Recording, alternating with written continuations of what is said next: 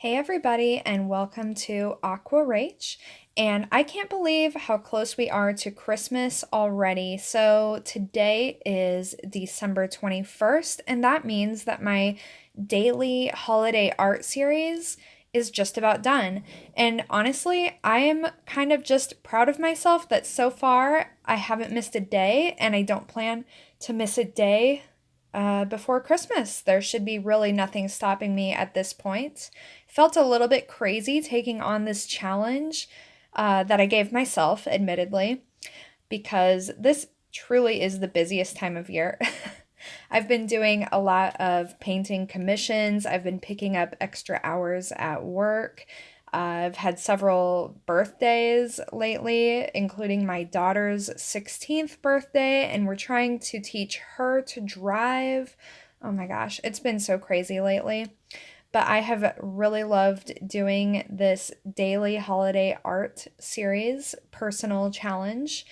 And yeah, I think I'm going to spend just these last couple of days doing some illustrations that I've had in the back of my mind.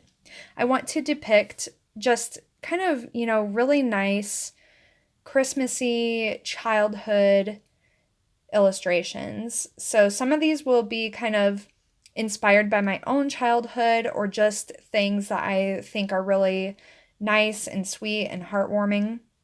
So today's illustration is going to be this brother and sister, and they are putting their little letter to Santa in the mailbox. And the little sister just really wanted to do it herself, but she wasn't big enough, so her big brother is picking her up as best he can to help her reach the mailbox. And then I'm just going to have kind of a snowy scene behind them. Right now, I'm just sketching it as usual, and now I'm going to transfer this to my watercolor paper. And as always, I'm going to make this template available to you guys for free. The link will be in the description of this video, so you can go ahead and go to that link. You'll be able to download this file instantly, print it. You may have to adjust the size of the template to your liking. I think that is probably true with all of the templates. I'm not exactly sure how they print out because, of course, I don't print them. I just draw them and then kind of just scan them into my computer and upload them to that site. But anyway, I try to keep the drawings for these little illustrations pretty simple. But I know from experience of teaching that a lot of people feel really intimidated by having to draw. And I know the experience of drawing out an illustration and then painting it and having the painting not turn out how I like. And what really holds me back from redoing it is just the idea of having to redraw everything. And that's why I started making these templates really for myself. So I do the sketch on just like my sketchbook paper or on some copy paper, and then I use transfer paper to transfer that drawing onto my watercolor paper. And then if I mess up the painting, it's just a matter of transferring that drawing again and not really having to start all the way over from scratch. And so as I've been teaching in person, I've realized that a lot of my students, they just don't really have a background in drawing. They don't really feel comfortable with it anyway. So that's when I kind of started making these templates for my students that I teach in person. And I had the idea of, how can I do this kind of in the online world? And that is why I started uploading these printable templates that you can download instantly. Initially I was uploading them to my Etsy shop because that's just kind of what I have. But Etsy doesn't have the option to make anything for free. Etsy wants people to pay for everything. And so I'm not sure how I even came across this. I think I found some resources from another artist who had posted things up on Gumroad, and they had posted them for free. And so that's kind of how I discovered Gumroad. And so I just started using Gumroad for this channel in particular so that I can actually put these resources online to people for free, because I really don't want there to be any barriers. I think that when it comes to art and learning art, there's already so many barriers. And so I don't want it to be like a financial barrier any more than it has to be. And I just really want people to be able to learn painting with watercolor and enjoy it, because I think enjoying it and feeling relaxed and unpressured is the most important thing that you can do to help yourself learn this medium. Because I really think that to really get into watercolor, you have to come at it with a very relaxed mindset. That's really important to me. So I'm trying to think of ways to make this experience more accessible and relaxing, and, just kind of eliminate any amount of pressure that I possibly can for myself and then also anyone that I teach. So anyway, that's just kind of my philosophy behind doing these little tutorials. And let's get back to the tutorial. So after I transferred the drawing onto my watercolor paper, I used India ink with my dip pen to just outline the children, the mailbox, and the letter. And I wrote Santa on the letter. I didn't put any ink in the background because I want the background to be just a little bit softer. It's obviously not the focal point. Then I spritzed masking fluid with my toothbrush all over the illustration so that I could get kind of a nice snowy effect. And then I used masking fluid to just really roughly mask in parts of the trees in the background that I want to maintain the white, because I want them to look like they have a little bit of snow on them. And now we are all caught up with that, and I'm ready to start painting here. Now I'm going to use a really limited color palette with this illustration, as well as with all the subsequent illustrations that I do over the next couple of days. Payne's Gray, which is what this is one of my absolute favorite colors. And so this illustration in particular, and probably most of the other ones, are going to be really dominant in Payne's Gray.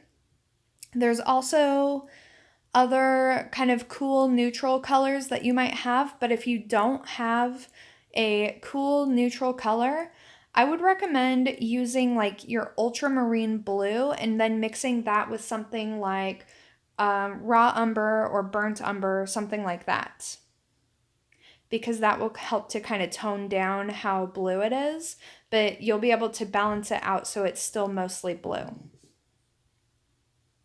And so now I'm going to just use the Payne's Gray to go over this entire background, and since I have the masking fluid in place, I don't have to be too careful, but I do want to avoid painting on the children and mostly on the mailbox too, although the mailbox itself will end up being Payne's Gray, so I didn't need to watch out for that as much.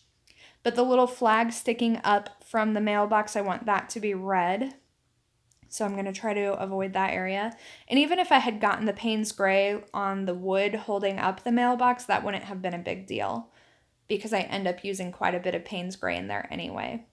And then on the ground, I'm putting in, some darker spots to show where like the snow has been kind of pushed out of the way. But mostly I want to keep the ground very light because it is covered in snow. And of course I do have the masking fluid spritzed all over the place. So even where I am painting very dark, there's still going to be some white that shows through. Now I'm going to put away my wash brush. And I'm still just in the Payne's Gray. Now I'm just putting a pretty light or medium wash onto the mailbox. Start blocking that in, although I will make it pretty dark. And I'm just kind of going around this illustration looking for other things that I know I want to use that Payne's Gray on. And I already ran out.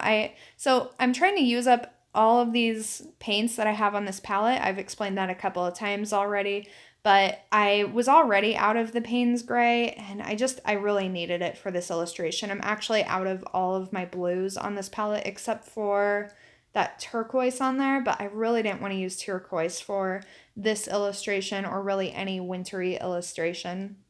So I had to put a little bit more Payne's Gray on my palette, and that's fine because I kind of just blow through Payne's Gray. I use it so much. This is sienna, and if you don't have sienna, you can basically just use a warm red and a warm yellow, mix those together, maybe just add in a touch of blue to tone it down, and you'll get very close to sienna. And I mixed a little bit of Payne's Gray in with mine. to kind of tone it down just a little bit, because there's going to be some things in this illustration I want to be really bright, and that's going to be anything that is red. So I don't want to draw too much attention to warm tones elsewhere. So I'm using the sienna on the wood for the mailbox, the boots for the little boy, and then I'm just kind of dry brushing some texture into the fuzzy parts of his boots, and then both of their hats have a little bit of fuzzy fur or whatever on them. So I'm going to paint that little flag red, put a little stamp on the letter.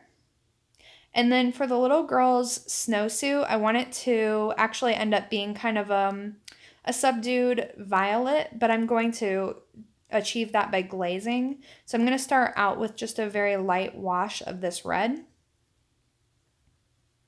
And then I want her hat to be very red.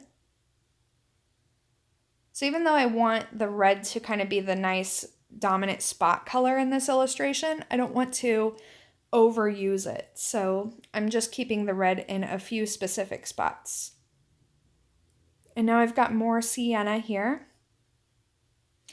Oh, I'm sorry, this isn't sienna. This is actually my Hansa yellow and my Pyrrole red mixed together. And I'm using this to wash in their little faces. And so once I have this color on both of their faces, while their faces are still wet, I'm going to drop in just a little bit of red onto their cheeks and kind of their noses, just to give them like some nice rosy cheeks and a red nose.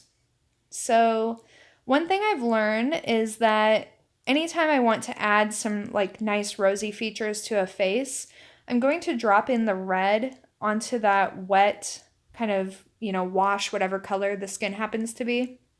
And it's going to be kind of intense at first, but as it dries, it's going to kind of mellow out a little bit. So go ahead and just kind of experiment with that. Take it a little bit further than you think is really necessary, and I think you'll be surprised and happy with the result. Now I'm just kind of glazing over a lot of things with the Payne's Gray, just to kind of cool it all down. Adding just a little bit of Payne's Gray to the letter so it's not so starkly white.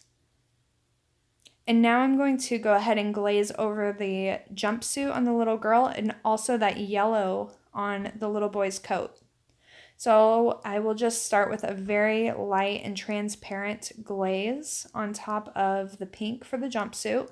You can kind of see that that just really helps to tone it down. It kind of creates almost a very muted violet color. And that way the reds on her hat, the flag, and the stamp will show a little bit more brightly by comparison. And now I'm going to do the same thing with the little boy's coat once I'm finished with her little snowsuit. And for him, because Payne's Gray is a very cool neutral, it's going to almost create like a green, because I was kind of envisioning for him, he's a little boy, so I didn't want to just make everything Payne's Gray, and I decided to give his coat just a little bit of color as well, but it's almost like an army green. So Payne's Gray and yellow kind of creates a really nice muted green color. And I thought about using this same color for some of the trees that are more in the foreground here, but ultimately I decided just to keep the background entirely just different intensities of Payne's Gray. And now I'm using more Payne's Gray just to add a little bit more form and dimension to their coats, and so just adding a little bit of shadow there and a little bit more definition. And I'm also going to use the Payne's Gray in the furry parts of the hats and the boots as well, just like I did with the sienna, just to kind of keep a nice soft texture. So now I'm going to remove the masking fluid just from the trees. So everything that I spattered on it first, I'm just going to leave all that there. I'm just removing the large pieces of masking fluid from the trees.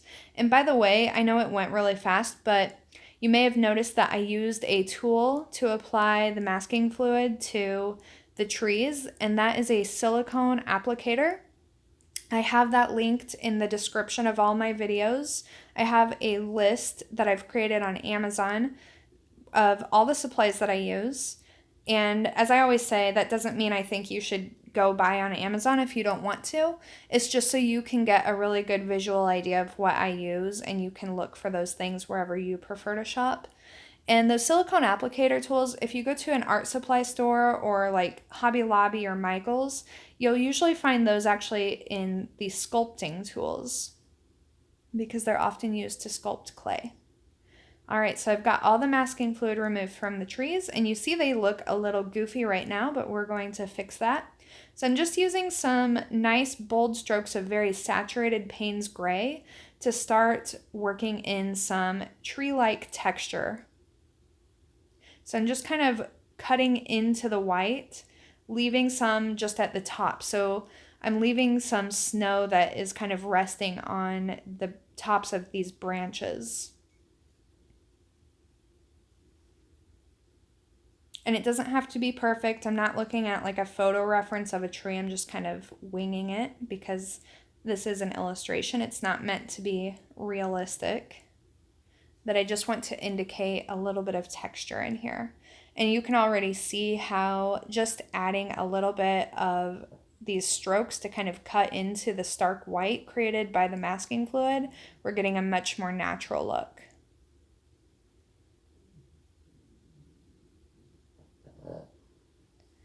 And you might hear my dog snoring in the background of literally every video I make because I wait until they're taking a nap to do my voiceovers. Otherwise, they're just wrestling each other and generally making a ruckus. Okay, so you can really see how this tree is coming together. And so I'm going to do the same thing with the other two trees on the right side. And if you think that the white on these trees is a little too stark, I do too. And so I will, after I have all the trees in place, I'm going to go in and just add a few little strokes of light Payne's gray just to kind of lighten up some of the stark whiteness. I'll leave some of it intact, but for the most part, we don't want it to necessarily be so stark because I think that it just kind of distracts from the main focal point of the illustration, which of course is the children.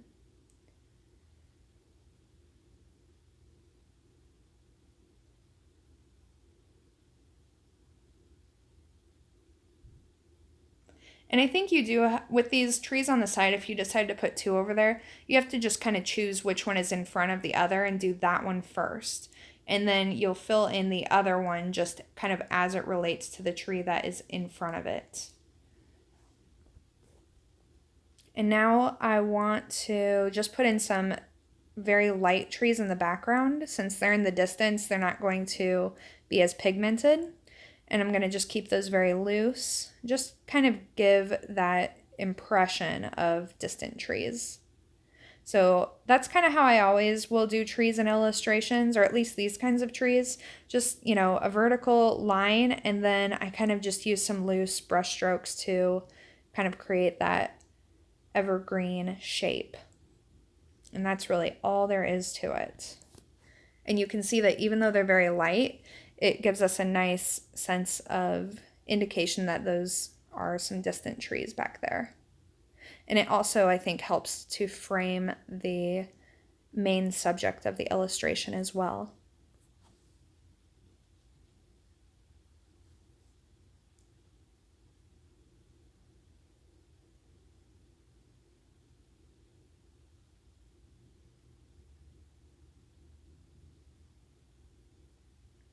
And we are just about done with this little illustration. Right now I'm just kind of using a light wash. I'm not covering up all of the white, just kind of adding some strokes of very diluted Payne's gray just to tone it down a little bit. And in fact, I won't really do anything with the tree that's most in the foreground. I'll leave it a little bit more white. I feel like the mailbox is kind of blending into the background, so I'm just trying to give it a little bit more texture here. I'm going to even use a little bit of sienna on the mailbox up here at the top to hopefully help distinguish it from the background.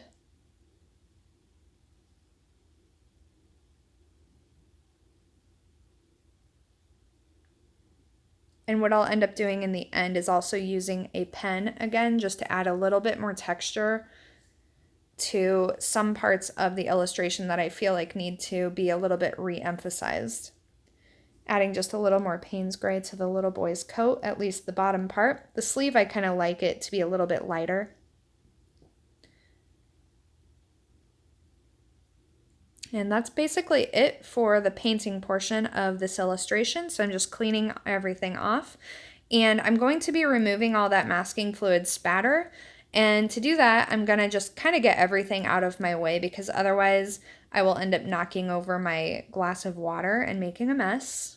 I think sometimes if you're a clumsy person, you just kind of know that about yourself, and you have to remember to just take precautions. That is one big thing I've learned just with life experience, that I need to just allow myself to be a klutz and remove obstacles out of my way.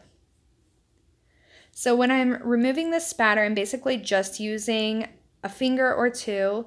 You'll be able to feel the texture of the masking fluid on your paper pretty easily. And so as long as your paper is very dry, it's very easy to remove it. It's just kind of a matter of loosening it up off the paper and then kind of just dusting it away. Now I'm back in here with some ink. This time I'm using a micron pen, and I want to just re-emphasize some of the features on the children, kind of help them be a little bit more bold, standing out from the background. The trees ended up being a little bit more contrasty than I really intended, but I still think that overall it looks pretty good. And then I'm just going to add a little bit of texture again to this mailbox with the pen.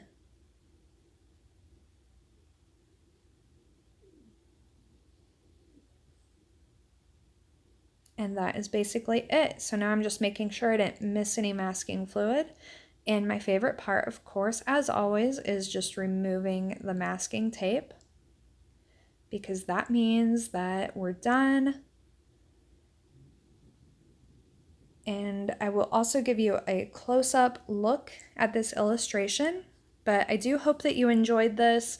I really thank you if you've been watching my videos, especially during my holiday art series. It's been really fun, and I've gotten a lot of really good feedback, and I really, really appreciate that. I read all the comments that you guys leave, and I always respond as well. So I would love to hear more from you guys. And remember, this template is available to you for free. And I hope that you guys have a great day. Thank you.